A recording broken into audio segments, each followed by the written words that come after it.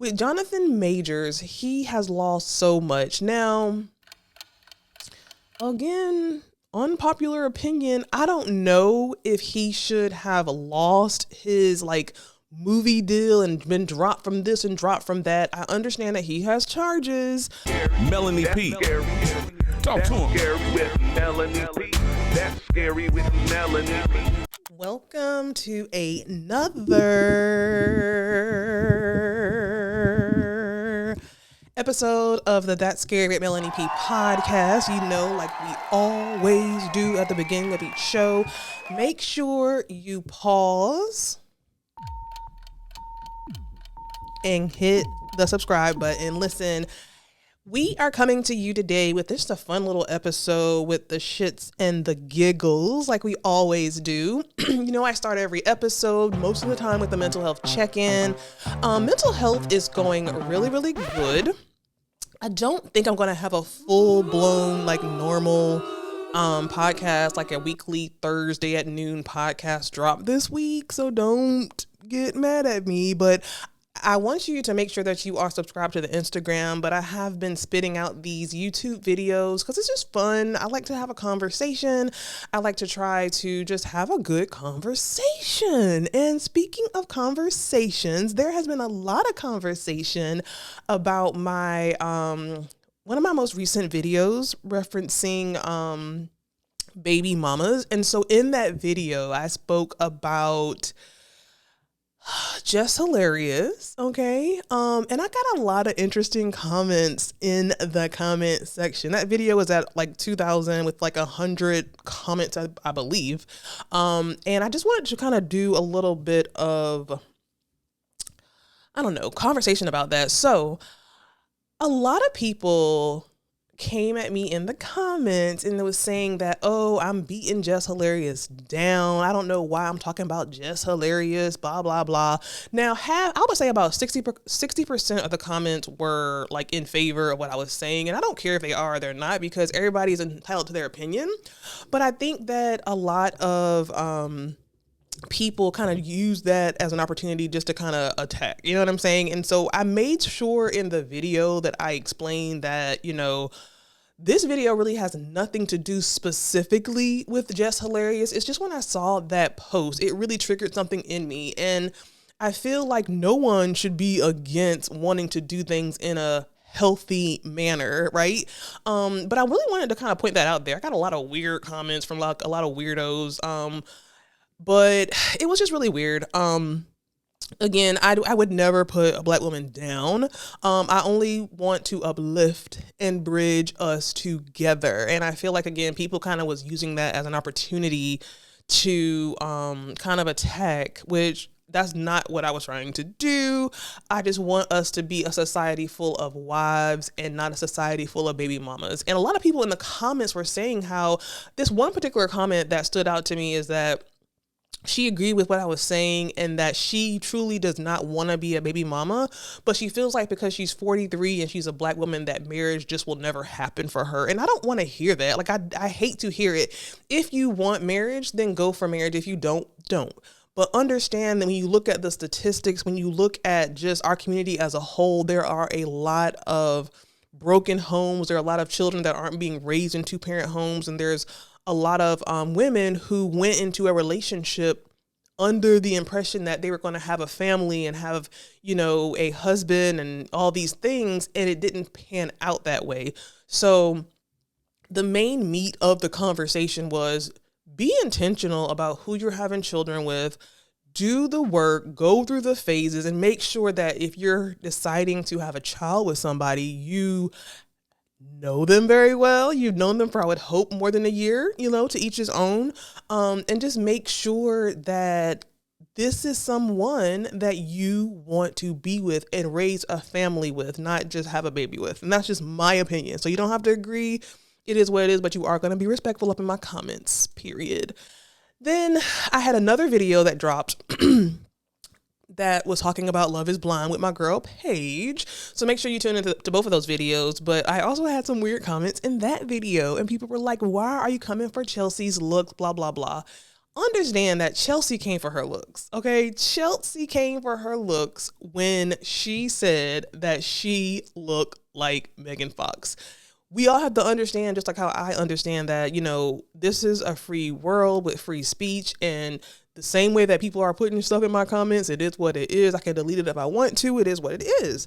But again, as it relates to, Chelsea and even the principal, I can't think of his name, but they just weren't attractive to me. And like I said, I literally prefaced that statement with, everybody is ugly to somebody. You know what I'm saying? So let's calm down those comments, child. Keep the views coming. And if this is the thing, one thing I like about the comments is that I saw a lot of conversation, a lot of back and forth. And it actually helps me with the new topics to speak about in upcoming videos. But I think that those comments, when they're healthy and just kind of pointing out a different point of view or a different perspective, I think it really just gets the conversation started, and we're able to see different people's points of views. And there were a lot of different comments in both of those videos, mainly the baby mama video, that taught me some things, you know what I'm saying? And it kind of had me look at things slightly different, not much, but I'm always open to different opinions and, the conversation. So it is what it is. So what prompted this conversation today was a post that I saw on Instagram, right? And it was a post from Chris Brown basically saying that he had an invitation to play in the 2024 All-Star game, right? That happened this weekend. And he was saying how he had the invitation from the NBA, but then he also had the invitation retracted because of the fact that the NBA kind of revisited their invitation and did not want to no longer invite him to play because of his past of domestic violence, right?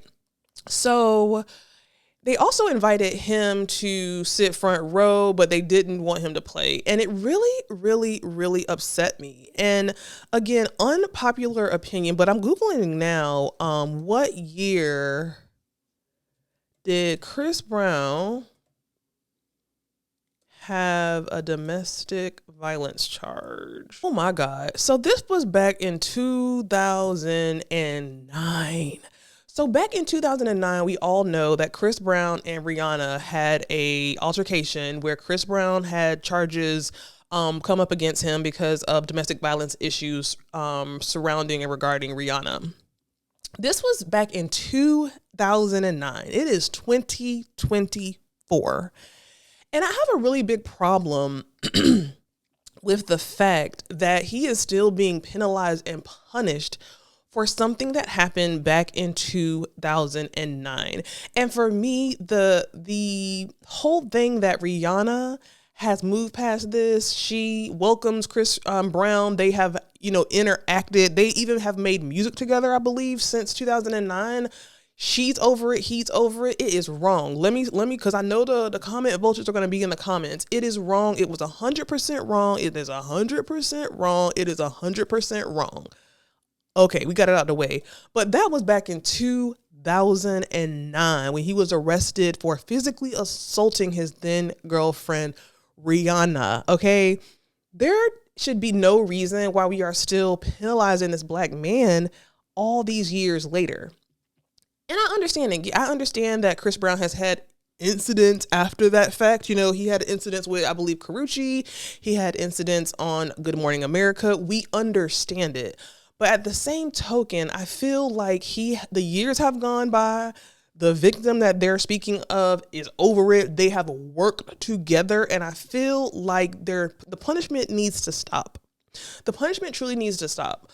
It bothers me. It really, really, really bothers me. I feel like a lot of our counterparts, especially from different races, can do things and just bounce back from it and not look back any otherwise, right? But then you look at some of our black brothers, and when they do some of these situations, it just has a little bit stronger punishment and penalty to their career. Even with Jonathan Majors. Now, again, I hate to touch that button, but with Jonathan Majors, he has lost so much. Now, again, unpopular opinion, I don't know if he should have lost his movie deal and been dropped from this and dropped from that. I understand that he has charges, but maybe a fine or something. I don't know. But again, I guess thinking about it a little bit more, I understand that people have strong opinions out there, and that when you have someone in Jonathan Major's case that has actually been charged with assault and has had several different people come out saying that they have been assaulted by him, and this is very fresh, then I can understand how some of these companies would not want to be attached to him, because it can basically mess up their bag, and I totally get that. But I just don't think that with Chris Brown, from something that was 2009 ago, should he still be punished? And I'm really actually interested to see what you guys are thinking in those comments, because, you know, when I talk about, again, black women need to be up here and look that up here, the comments are flooded. But I want to get that same energy when it comes to this topic, because do you think, honestly, that when someone has a domestic charge, especially 10 plus years ago, especially when the victim, again, I keep saying this, but the victim in this situation has forgived him, and on top of that, worked with him since. So I just hate to see him continually be punished for something that happened so long ago. Drop down in those comments if you agree, or if you feel like, you know, hey, he did this crime and he needs to pay the time, and there's no there's a statute of limitations on a lot of stuff out here. You know what I'm saying? So I just feel like after a certain amount of time of good behavior in society, those things shouldn't affect him and his bag and his career any longer. So let me know in the comments how you feel about that. Like, should this still be a thing? So Bethany Frankel, our housewives queen, and I'm joking with that before y'all try to get me. She made a comment. Basically, if you've seen it on your feed, Kelly Rowland walked out on the Today Show because she felt like her dressing room was too small. Now, Bethany came out afterwards and said that the singer was acting like a diva and had diva expectations, and should have been honored that she was invited to sit with Huda on the Today Show. And I said, girl, are you honored? That's a strong word. Like, do we know who Kelly Rowland is? Like, do we know who Kelly Rowland is? For her to inject herself in this situation, not knowing all the facts, and say that she has diva behavior and that she should be honored. Kelly Rowland is a living legend. She is a star. And I feel like she's somebody that is more of a star, you know, or someone that should be honored more so than Huda. You know what I'm saying? And it's no shade to her, but it's just like, Bethany, like, you need to sit this one out, girl, because you had nothing to do with this. And here's the point that I want to make. Like, Kelly Rowland has no track record of being combative or being hard to work with or anything. She has such a smooth, gentle, just PC, go with the flow kind of history and energy in the business. She's very much not problematic. She always is a smile on her face, beautiful black woman, right? So if this one time that she had a situation that she felt entitled, or she felt the need that she needed to remove herself from this opportunity, then that is between her and the Today Show and Huda. Okay? I feel like I'm saying her name wrong, and I know y'all will say it in the comments, but at the end of the day, sit this one out. Like, you're injecting yourself in business that has nothing to do with you, and calling somebody a name and saying that somebody is a diva. No, ma'am. Now, I was looking in the comments and I saw where Lonnie Love made a comment under Hollywood Unlocked, and she was saying something along the lines of, she said, problem seems that Today's Show booked both J-Lo and Kelly for the first hour and fourth hour. Difference is Kelly was co-hosting the fourth hour and J-Lo was a guest on the fourth hour, so Kelly should have gotten the larger dressing room. She was doing the entire show versus a segment that J-Lo was doing. Also, Rita Ora was already scheduled to be on the fourth hour, so it was not a scramble to find a replacement. she was already, yes, it was a surprise, or she was already, yes, it was a surprise to be asked late, but they had backups. So I feel like reading what Lonnie said explains it a little bit more. Why would you give a guest a bigger room than an actual guest host who's going to be there for the whole entire show? And again, this is what Lonnie is saying. We don't really know the truth. And if Kelly chooses to speak out on that, she can. If she's smart, she won't. Because, take a play from the book of Beyonce. And I just feel like, let it go. Like, let it go. Bethany, you were very much out of line to do a video saying that, talking negatively about our sis, Kelly Rowland. Like, you're the problematic one, right? Not Kelly Rowland. So I feel like she was really, really out of line for that. And she's just trying to crawl back up to be relevant. And listen, I get it, girl. You and Andy are not getting along any longer, whatever the case might be, but don't bring Kelly Rowland into it. So I did an episode on the Shay Shay and MoNique interview that is at like 1 million views at this point on Shay Shay's podcast. And after the podcast, MoNique's son had a video basically saying that, MoNique kind of made light of, him and her's relationship and how it's not up to him to reach out and the universe to bridge them back together, but it's up to the parent, as in MoNique, to bridge the gap and bring them back together. And there was a lot of backlash concerning what he said and then concerning MoNique's response. MoNique then got on live and with her husband, who is not this child's father, and basically kind of gave their part to what, their opinion to what he said and explained that they have been there for him and that this, that he has some type of mental issues and that they've given him money for cars and blah, blah, blah, wah, wah, wah. Number one, I do stand with MoNique in terms of her, a lot of the stuff that she has accused different people of in the industry, such as Oprah and Tyler Perry, amongst others. But I feel like this is where MoNique should have just sat this one out in terms of a response. I do not believe that MoNique should have went on live to talk about her son and their situation. I totally get and understand, maybe wanting to get, she was on the interview, she had to speak about it. She's spoken about her son and her relationship several times before. So none of this was a secret. She's been very upfront about, her challenges as a mother, her wanting to be a better mother because she was really chasing that stardom versus being the mother to her oldest son that she should have been. But I just feel like doing that live and having your husband, not his father, do what appeared to be the majority of the talking, I just don't think that was something that she should have done.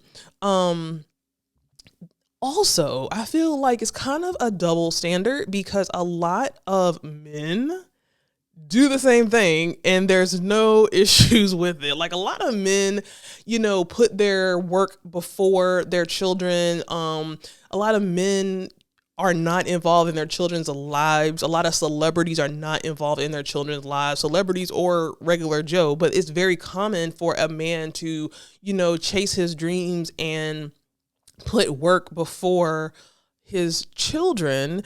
And it's not getting the same energy and the same reaction that they're giving MoNique. So I feel like when it comes to women, it's very much a double standard.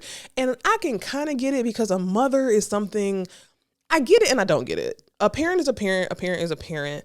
I know stereotypically and how it should be, the mother should be like that nurturing, folding clothes, washing clothes, cooking your meal type energy when it comes to her children. But that's just not the case for every mother, especially in this current time. You have mothers who are the breadwinners. You have mothers working full jobs. Like it's not the same as it was back then.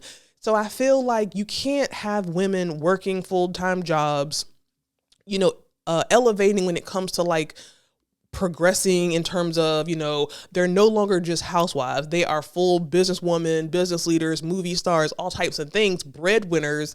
So it should no longer be a double standard because, a mother isn't being a good mother, well, she needs to have a scarlet letter on, but a father does it all the time and it's just not getting the same energy. So if we're going to make it a conversation, make it a conversation around the grid, not just for a mother. Now, again, I don't think that MoNique should have went live talking about her son, what she's done for him, and having her husband talk about her son. I thought that was a very, very poor choice. I feel like MoNique should handle that offline. And I do feel like if I was a parent, and here's the thing, I am a parent, and one thing I have learned as a parent is that you can never fucking say never. The one big lesson that I have learned as a parent is that you can never say what your child won't do, what you won't do, what won't happen to you, because it will make your children and yourself will make a fool out of you. And we don't know. There's three sides to the story. We've heard MoNique's side. We've heard the son's side. We've heard the stepdad's side. And somewhere in the middle of all of that, I'm certain is the truth. But I just feel like, we don't know what truly 100% happened. And I feel like MoNique should have just sat this one out. I feel like she should have sat this one out because she unfortunately does have a track record of being problematic, whether it's true or it's not. But this is something that did not need oxygen. You know what I'm saying? It didn't need any life support to keep it on social media. Take a book from the book or page from the book of Beyonce. Everything does not have to be addressed. Everything does not have to have a response to it. People be in my comments, do I respond to the stupid stuff? No, but thank you for that view, especially when it comes to families. You know what I'm saying? Just let it go. In my humble opinion, and again, I don't know the truth, so I hate to speak on that, but in my opinion, when it comes to her son, if I would have saw my son, no matter what has happened previous to that, if I would have saw my son making that video, which seemed very heartfelt and it seemed like a cry out for his mother, then no matter what has happened, before, I would have reached out. I say that on the outside looking in, but I very well know from experience that, there's several sides to a story, and sometimes your children can push you to where it's like, you know what? I'm gonna give this some time. Now it's been time, and he is grown. And one thing he kept saying is that you're the mom, you're the parent, so you should reach out to me. And I struggle with that one too. I kept thinking, well, he's not a child. He is her child, but he's not a child. He is a grown man. But then at the end of the day, your child is always going to be your child. And MoNique, explained that she has been a victim of molestation and has had some different things happen to her within her family. So I feel like I always say we have to kind of go back to the tradition, break the generational curse. She is the parent. So I would suggest that she goes to her son and that she handles it. And at the end of the day, you about making your bag, go to your son, y'all heal, and maybe make some content out of it. You know what I'm saying? I know that sounds bad, but that way he can eat and you can eat. Call Ayanla, call our favorite therapist, Ayanla, and you guys heal and make a bag at the same time. Period, point blank. Y'all, Candace Owens. Oh my God, Candace Owens. Let me drink to this. Ugh. Now, here's a funny side note.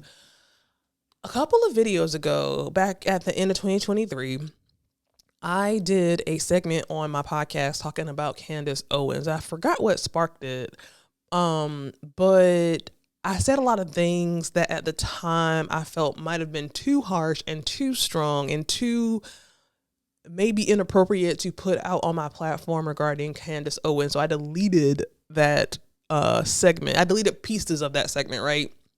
And I'm not going to go too deep into Candace Owens. I think I want to do more research and kind of come back because I hate to speak from an ignorant space, but from just an opinion space, Candace Owens was on Instagram or on somebody's podcast talking about Taylor Swift and talking negatively about her, saying that she was robbing feminism.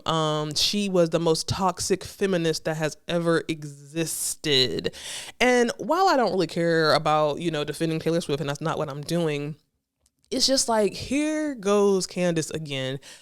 when I was on my previous episode speaking about Candace, I forgot, like I said, what prompted that, but it made me do research. I wanted to understand, where does this woman come from? Where does this like conservative, pro-Trump type woman, where does this come from? And it was very interesting when I started doing research on Candace Owens. And it was very interesting when I kind of found out where she came from and where she is now. And I have my own,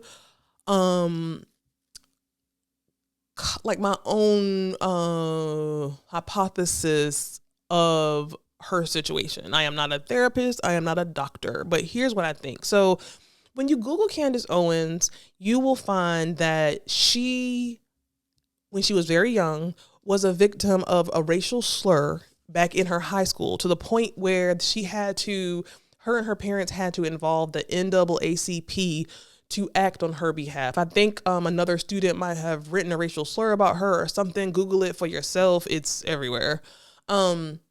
She was young. She was a victim of racism and racial slurs. NAACP and got involved, and they helped her. And I think she even got money from the lawsuit or something like that. Very young. Fast forward, she was very much anti-Trump and very much anti the Republican Party for what seemed like a majority of her, early adult years, which is so interesting to me. She was very verbal about not liking and her disdain for Trump. And she even literally, I saw something where she was saying that he had little dick energy and he probably had a little dick. She was going in and in on Trump and the Republican Party. And I found that to be very interesting because if you look up now, she is the total polar opposite of where she came from. And it made me really kind of dig deep to be like, okay, how did she get to this space of having her, white husband, which is great. We love, having such strong views, talking about Hitler, talking about George Floyd, talking about stupid things about COVID, just all types. I mean, like the list of stuff goes on. And I really believe, in my humble non-medical opinion, I believe that Candace Owens suffers from imposter syndrome. I believe that Candace Owens is a person. Think about it. A lot of times, like I've seen people that are victims of something while they're young, and then when they get older, they turn into that thing. Like, for example, R. Kelly was molested when he was younger, and then he grew up to start molesting children, allegedly. You know what I'm saying?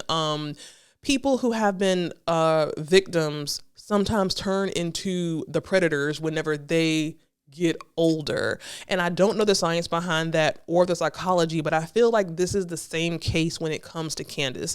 Candace, I believe, grew up in like a predominantly white area, I believe, and I believe that she did not fit in. She had the issue where the NAACP had to come in, and she was very much left field outcast. And I think that she wanted fame. I think that she wanted notoriety. And I think that the best way for her to get that was to be the black spokeswoman for the Trump party, you know what I'm saying, and say the most stupid, outlandish, dumbest things that she knows is going to warrant conversation from, black people and white people. And I feel like she is running from who she truly is. I feel like she really would, which all of us would, but I feel like she would really benefit from having a deep conversation with a therapist and trying to identify what's going on in her head. And again, I have to keep saying this because of the because of the comment vultures. I'm not a doctor. I don't even know that lady. But at the end of the day, I truly feel like in my soul, she really hates who she is deep down. And I feel like anything that she wants to get as close to white as she can. And I think that if she had a magic wand and she could turn into a white person, she would. And it's very sad. I think there's a lot of self-hate with her. And I think that she is truly running away from her past, whatever trauma that we don't know about, other than the racial slur issue with the NAACP in her high school. But it's like, we don't know what else she went through as a young adult, as a child, that has made her have this imposter syndrome. I think that she just truly hates who she is. And I think that, you know, her marrying this white man wasn't just a situation of love, because if you read their story, they literally got married like in less than a month of knowing each other.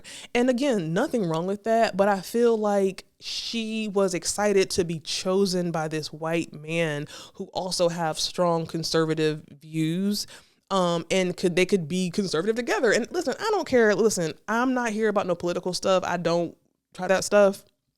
However, she has a lot to say, like I said, about George Floyd and about Hitler and all these different things. And it's just such toxic poison that she puts out there, and it's embarrassing. It's really, really embarrassing. But here's the thing. She's not even embarrassing to me, to the Black community, because I feel like she's kind of a fool. I feel like she looks stupid. I feel like it reminds me of DJANGO Unchained. And we remember Samuel L. Jackson in DJANGO Unchained. We remember the role of Samuel L. Jackson in DJANGO Unchained. I feel like if you put DJANGO Unchained up here and Samuel L. Jackson and Candace Owens right here, they're the same person. They damn near look the same. And I really do feel like it's giving that energy. And I would be very interested to see, as the years go on, you know, she drastically changed her views from, you know, young adult to now, and she could change them again, you know. Her and Kanye West, they love each other. You know what I'm saying? She even got married, I think, on one of Trump's properties, and she had a MAGA wedding cake. You know what I'm saying? So I feel like, do you really believe what you're saying, or are you just doing this shit for clickbait? Like, you have a podcast and you say these outlandish things, and you sit back. She sits back. She says these things, and she just waits for the comments to roll in. You know, because she knows that what she's saying is going to be very viral, because it's very much left field. And I even saw where she was talking about this other Black podcaster saying that, you know, the fact that she didn't want to get married, she hated herself and all different types of things. I think it's Amelia. I'll put it in the comment below, but it's another podcaster. And it's just like, girl, like, why is everything that you say divisive for Black people? You know, again, you spoke about Taylor Swift. Okay, we get it. And the great timing to speak about Taylor Swift, because she's all up in the media. You know what I'm saying? So here, find something negative to say about the most popular person in the media right now. You know what I'm saying? Just to be that clickbait type person. But I feel like you say anything that is against Black people, and I just have a problem with that. And I really feel like that comes from imposter syndrome. I feel like it comes from just some hurt and trauma that we don't know of. And I would implore her to get the help that she needs. Anyway, listen, guys, thanks so much for coming into this episode. I have enjoyed seeing your comments below, the good and the bad. If there's certain topics that you want me to talk about, let me know. If you want to be a guest on the show, send me an email. The email is in the comment section. And then also, if you have a question or if you have a problem that you want me to read or talk about on the show, send it to my email, thatscarypodcast@gmail.com. That is listed in the description. Thanks so much for joining. We will see you guys next week.